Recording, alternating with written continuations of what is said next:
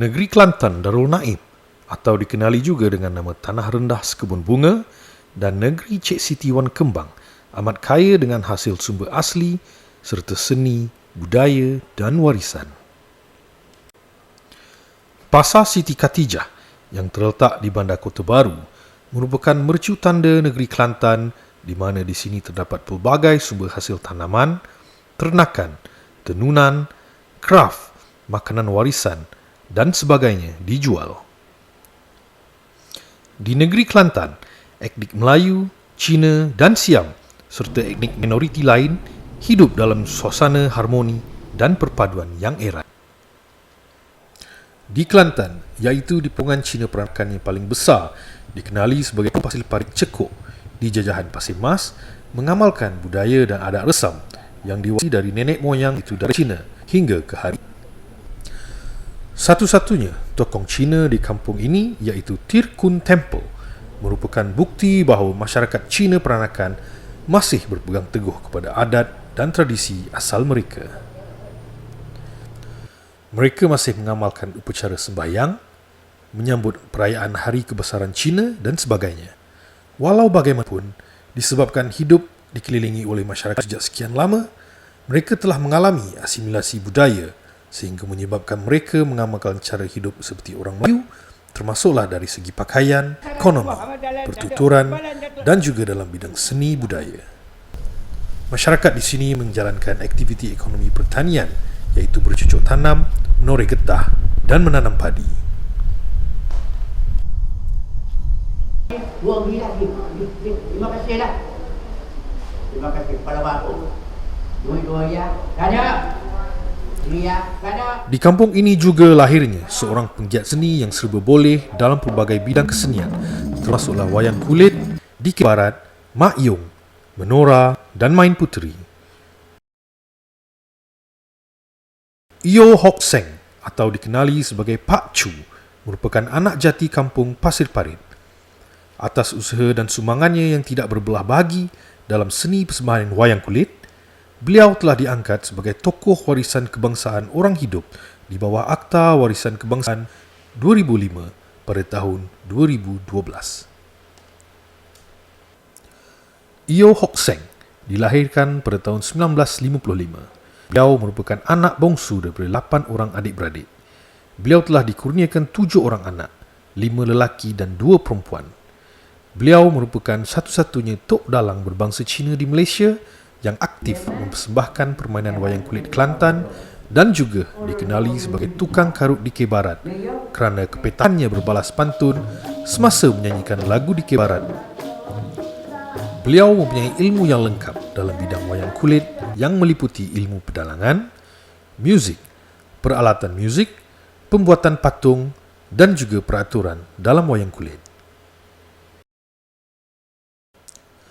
Mengungkap sejarah penglibatannya seni persembahan wayang kulit, Pak Chu memaklumkan beliau mula berminat dengan seni budaya ini apabila sentiasa mengikut rakan-rakannya yang berbangsa Melayu menonton seni persembahan tradisional termasuk wayang kulit, dikir barat, mak yong, main puteri dan menora. Namun, beliau lebih tertarik kepada cabang seni wayang kulit dan dikir barat. Beliau mula melibatkan diri dalam wayang kulit sejak berumur 14 tahun. Minatnya mula timbul terhadap wayang kulit apabila sering mengikuti permainan ini di serata tempat di Kelantan. Berbekalkan minat yang mendalam, beliau telah menghafal cerita-cerita yang ditontonnya dan mula mengajuk setiap gerak-geri dalang yang membuat persembahan ketika itu. Semasa berumur 16 tahun, iaitu pada tahun 1971, beliau telah diberi kepercayaan memainkan peranan sebagai dalang muda oleh Tok Dalang Karim Parido. Beliau telah mula mendalami ilmu pedalangan dan menyimpan hasrat untuk menjadi dalang wayang kulit yang terkenal mulai saat itu. Hasratnya tercapai apabila beliau mengenali seorang dalang yang masyhur ketika itu iaitu Pakcik Asin atau nama sebenarnya Hashim bin Isa. Pakcik Asin yang banyak menyedari bakat dan kebolehan Pak Chu telah mengambilnya sebagai anak murid. Pakcik Asin yang banyak mencurahkan ilmu kepada Pak Chu sehingga beliau kini berjaya menjadi seorang dalang yang dikenali dan disegani ramai. Apabila tiada undangan untuk persembahan, beliau akan mengisi masa lapang dengan mengukir patung-patung wayang kulit, membuat alat muzik, terutamanya alat muzik gendang dan geduk. Pak Chu telah banyak membuat persembahan wayang kulit sama ada di dalam Kelantan maupun di luar Kelantan, seperti di Muzium Negara, Pasar Seni, Petaling Street, Bangunan Parlimen, PWTC, Istana Budaya, Aswara, Dewan Philharmonic KLCC, Genting Highland, Singapura, Thailand, Taiwan, Paris dan sebagainya.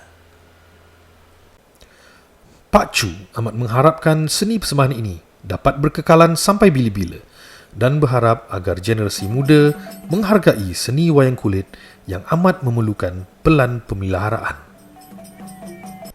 Sebabnya sekarang ni memang banyak daripada pejabat kerajaan yang selalu memanggil saya pergi bermain, maknanya tempat-tempat yang seperti muzium, seperti juga di Aswara, untuk memberi maknanya semacam kita nak beritahu kepada generasi muda-muda bahawasanya inilah wayang kulit, bagaimana nak buat wayang kulit dan bagaimana kita nak main dia supaya wayang kulit ni berkekalan, tidak pupus sampai bila-bila. Sepanjang menceburkan diri dalam bidang wayang kulit terutamanya, beliau telah mendapat pelbagai anugerah dan pengiktirafan daripada kerajaan negeri dan persekutuan. Beliau pernah dianugerahkan anugerah tokoh wayang kulit tersohor di negeri Kelantan, anugerah tukang terulung iaitu dalam pertukangan patung wayang kulit dan alat muzik, anugerah tokoh mahaban iaitu anugerah tokoh perpaduan kerana kebolehan luar biasanya sebagai anak kelahiran Cina tetapi mengamalkan seni budaya Melayu. Manakala anugerah paling berprestij yang pernah beliau terima adalah anugerah tokoh warisan kebangsaan orang hidup pada tahun 2012. Bangsal Sema iaitu sebuah dewan serbaguna telah siap didirikan pada tahun 2015 menggunakan peruntukan daripada Jabatan Warisan Negara. Bangsar Sema ini telah dirasmikan pada tahun 2016 oleh Ketua Pengarah Jabatan Warisan Negara sempena program Semarak Warisan Apresiasi Wayang Kulit Kelantan. Di sinilah acara seni budaya dipersembahkan kepada orang ramai.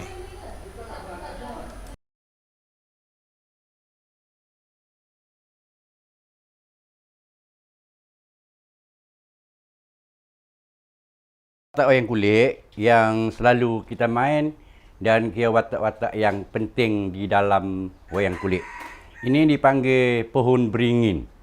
Pohon beringin ini, semua wayang kulit dia kena ada pohon beringin. Sebab di pohon beringin ini, dia mempunyai ciri-ciri seperti kalau kita tengok daripada atas, dia ada binatang-binatang kera, macam burung. Bawah sikit di atas bumi, dia ada dia punya gajah. Itu apa nama ni, rama-rama. Dia ada lagi dalam laut, dia buat gambar buaya, kita gambar ikan. Sebab tu dia panggil pohon beringin ini untuk kita main wayang kulit, kita mula dengan pohon beringin. Itu salah satu daripada patung lah. Selain itu, watak-watak penting lain dalam persembahan ini ialah Seri Rama, Sita Dewi, Laksamana, Hanuman Kera Putih, Raja Rawana dan 5 pengasuh Seri Rama. Seni persembahan wayang kulit Kelantan menggunakan versi Ramayana dan membawakan cerita hikayat Seri Rama dan Raja Rawana. Patung merupakan elemen yang penting dalam menghidupkan penceritaan dan membolehkan dalang berinteraksi langsung dengan penonton di sebalik layar. Setiap patung yang dicipta diberikan nama, identiti dan karakter watak yang berbeza.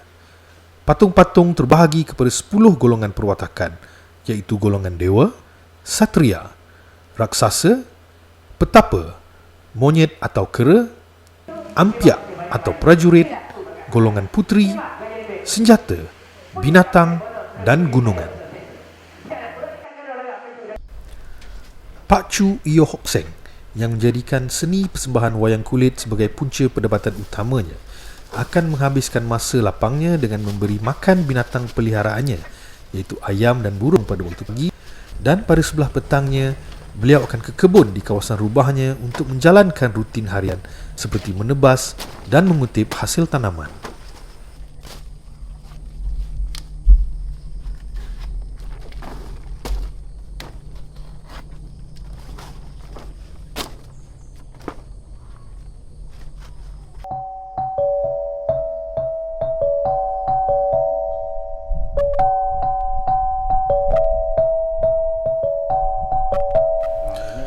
Pak Chu Yo Hock Seng telah mendirikan sebuah galeri yang dikenali sebagai Muzium Seni Warisan pada tahun 2010 di kediamannya, memandangkan minatnya yang mendalam dalam mengumpul koleksi lama.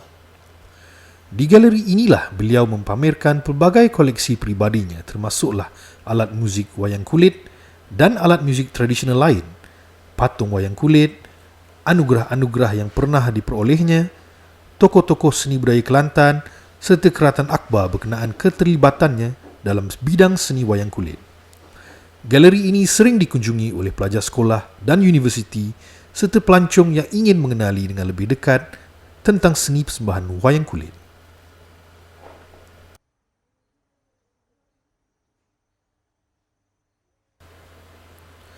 Seni persembahan wayang kulit diiringi oleh muzik yang terdiri daripada pelbagai rentak muzik dan nyanyian yang dibahagikan kepada beberapa episod. Misalnya rentak muzik bertabuh, keluar istana, muzik permaisuri berjalan, muzik perang, muzik dikir barat, muzik makyong dan sebagainya. Rentak muzik ini diiringi oleh peralatan muzik termasuklah sepasang serunai, sepasang gedombak, sepasang geduk, sepasang gendang, sepasang gong atau tertawak, kesi dan canang. Sebagai seorang dalang yang telah mengabdikan diri dalam seni persembahan ini lebih dari 40 tahun, beliau bukan sahaja dapat menguasai selok-belok tentang wayang kulit, termasuklah cerita, muzik dan falsafah, namun beliau juga mahir dalam pembuatan dan penjagaan alat muzik wayang kulit. Macam ni boleh. Itulah semua alat-alat kita kena try semua. Kalau itu kita kena baiki. Kalau macam mana kita nak guna, berapa banyak kita nak guna, berapa karya kita nak main, maka kita pilih lah. Sebabnya kita alat-alat kita ni memang banyak. Kita guna hanya gendang 2, gedombak 2, geduk 2. Semuanya di alat-alat muzik wayang kulit ni dia guna satu pasang lah. Macam genduk dia panggil satu pasang, geduk ibu, geduk anak, gedombak 2, gedombak ibu, gedombak anak. Gendang ni pun macam tu juga, gendang anak, gendang ibu. Dia macam juga gong, dia ada gong anak, gong ibu, canang, kericing, semua dia guna satu pasang. Dia bukan kata dia guna satu-satu. Macam juga serunai tu sebenarnya dia guna 2 juga. Itulah alat-alat muzik wayang kulit. Pak Chu Yo Hock Seng amat meminati seni budaya Melayu. Selain wayang kulit, Pak Chu juga mahir dalam seni persembahan lain iaitu dikir barat. Beliau yang berkebolehan sebagai tukang karut dikir barat merupakan antara tukang karut yang terkenal di Kelantan. Beliau pernah mengadakan persembahan dikir barat di Panggung Sari, Istana Budaya, sempena program Dikir Extravaganza Segalanya Dikir, bersempena dengan KL Music Festival 2012, anjuran Jabatan Kebudayaan dan Kesenian Negara. Pak Chu juga berkebolehan dalam seni persembahan main puteri dan sering menganjurkan persembahan ini di bangsal sema miliknya. Selain itu, beliau juga aktif dalam persembahan makyong dan biasanya memegang watak sebagai peran ataupun sebagai ahli muzik.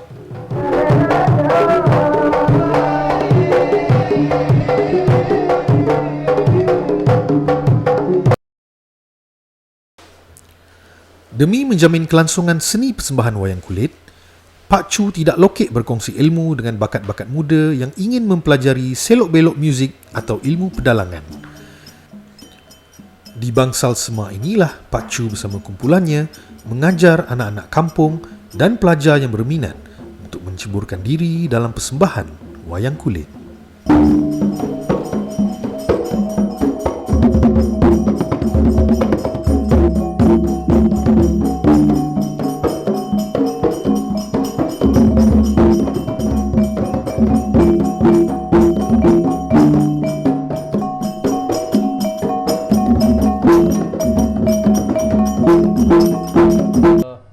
Dia panggil lagu Pak Dogo.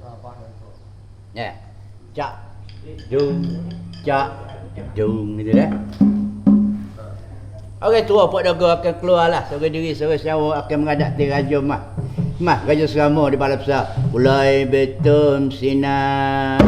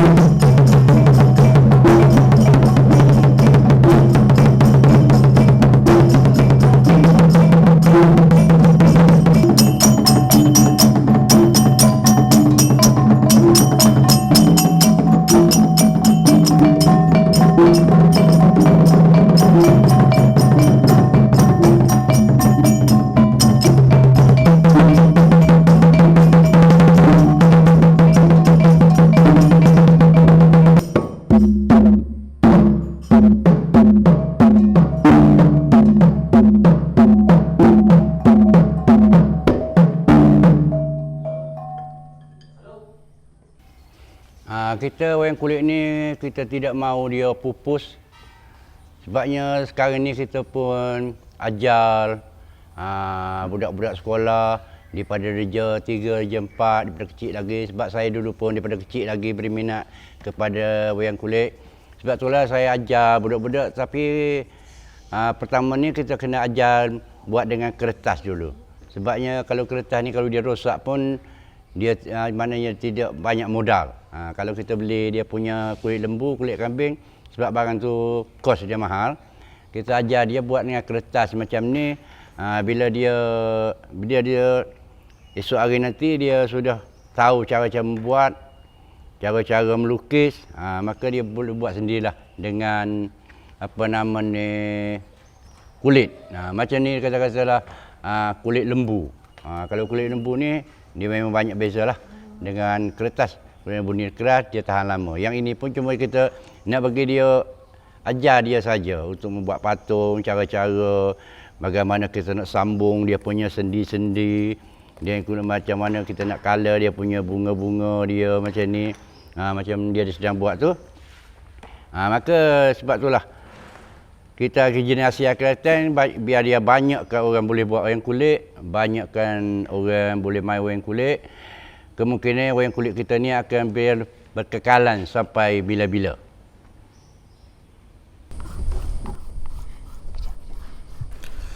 Masa lapang Pak Cuk Yo Hok Seng juga biasanya diisi dengan aktiviti mengajar anak-anak membuat patung wayang kulit. Terdapat beberapa peringkat dalam membuat patung wayang kulit, termasuklah melukis, menggunting, mewarna, memasang sendi, menetas, memasang bilahan buluh pada badan, mengikat bilahan buluh pada tangan, dan memasang tangan. Begitulah proses pembuatan patung dari awal hingga akhir. Hanuman merah putih.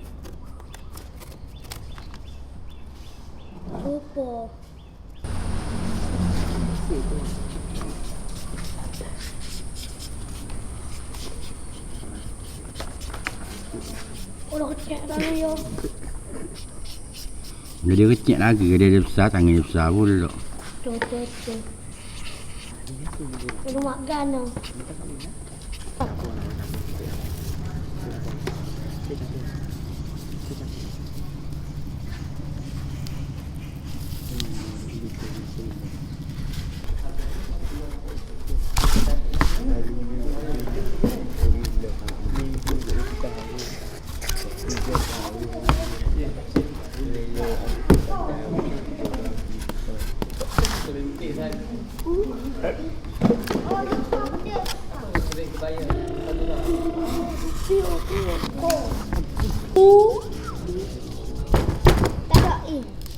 Oh, mana putih mana ya?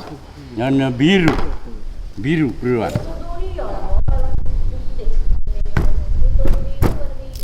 Biar dia banyak warna putih. Sebab dia anu mereka putih. Dia banyak putih. Warna dia tu.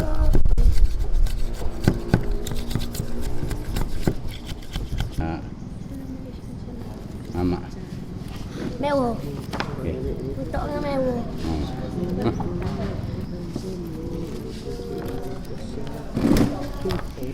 Nak tak?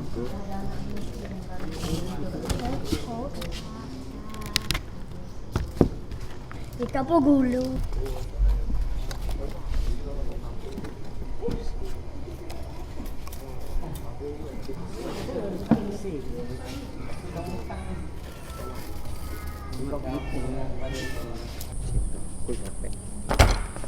Ya. Mula.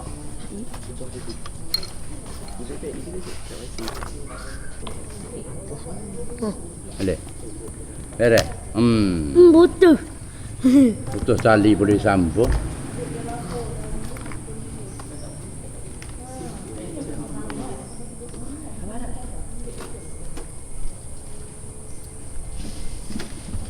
Kau sini dulu. Dia ikat dulu baru tadi. Dah.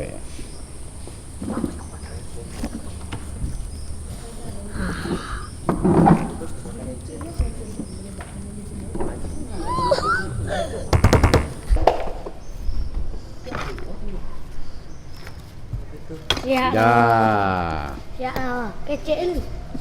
Akan kecil dulu. Hei, pengasuh. Kuano ialah buat masuk menghadap hamba.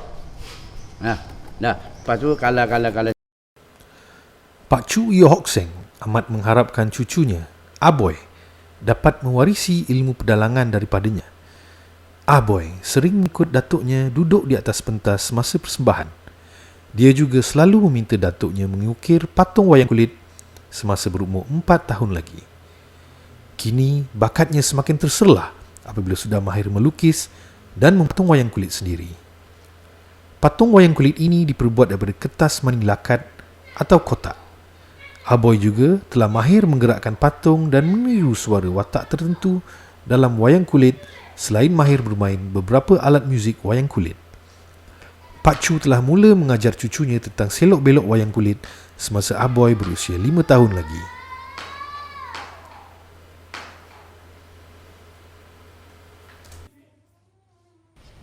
Sebab saya sekarang ini pun sudah mendapat anugerah tokoh orang hidup daripada kementerian. Sebab itulah saya ingin mendidik generasi akan datang. Biarlah dia ni boleh bermain wayang kulit. Biar dia boleh buat wayang kulit. Sebab saya pun bukan sakat bermain kulit. Cuma saya boleh bermain wayang kulit. Berbuat wayang kulit, alat-alat muzik. Sebablah saya telah mendapat anugerah tukang ulung. Tukang ulung ni maknanya kita pandai buat muzik dan patung wayang kulit. Sebab itulah saya ingin pesanlah kepada generasi-generasi yang akan datang, belia-belia, dia budak-budak sekolah daripada peringkat tadikal hingga sampai ke atas lah. Biarlah dia ni berminat kepada wayang kulit. Sebab wayang kulit ni bukan saja sebagai hiburan.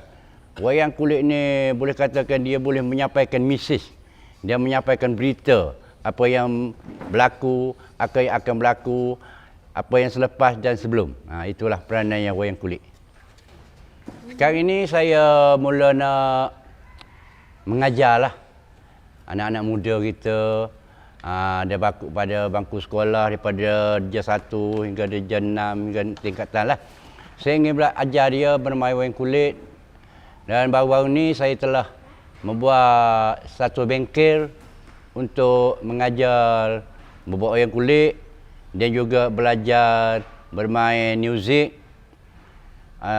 Sebab itulah saya nak membanyakkan kebudayaan di negara kita.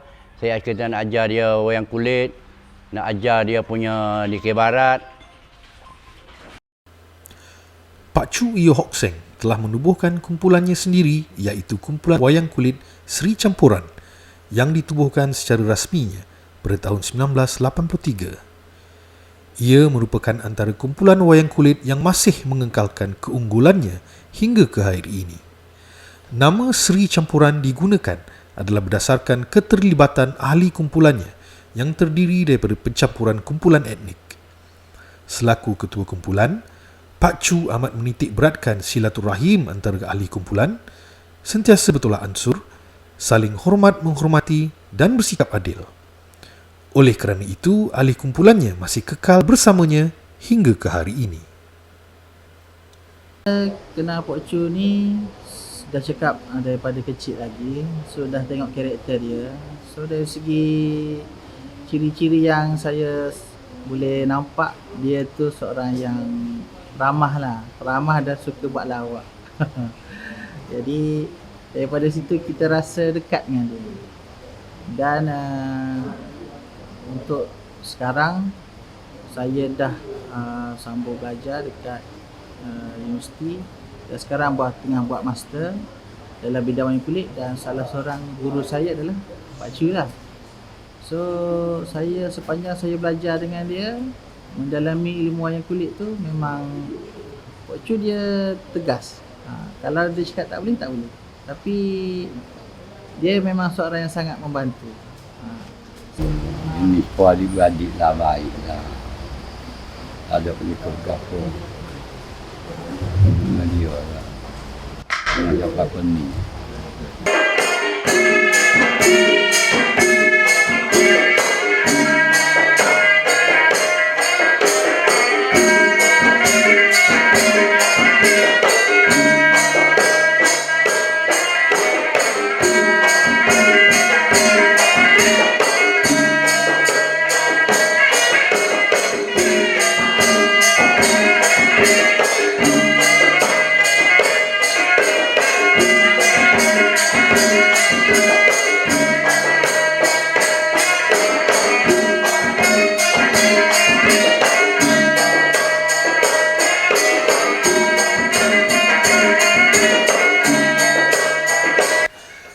Adalah menjadi harapan Pak Chu Yo Hock Seng yang setia memperjuangkan seni persembahan wayang kulit agar warisan ini akan terus dipelihara dan dipelihara.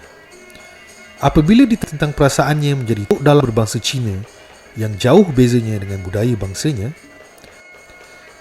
Yo Hock Seng tersenyum penuh makna dan memaklumkan bahawa beliau berasa bangga kerana dapat mewarisi dan memartabatkan seni budaya Melayu.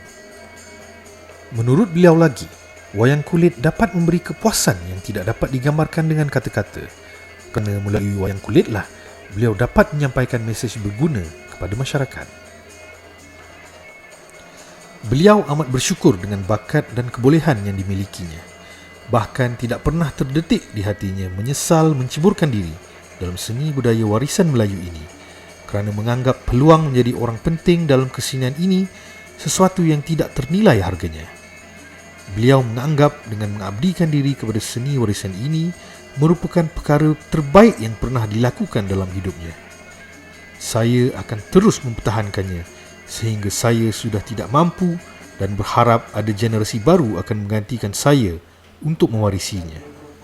Itulah kata-kata beliau mengakhiri perbualan pada sesi temu ramah untuk dokumentari wakuh Patah Tak Tumbuh, Hilang Tak Berganti.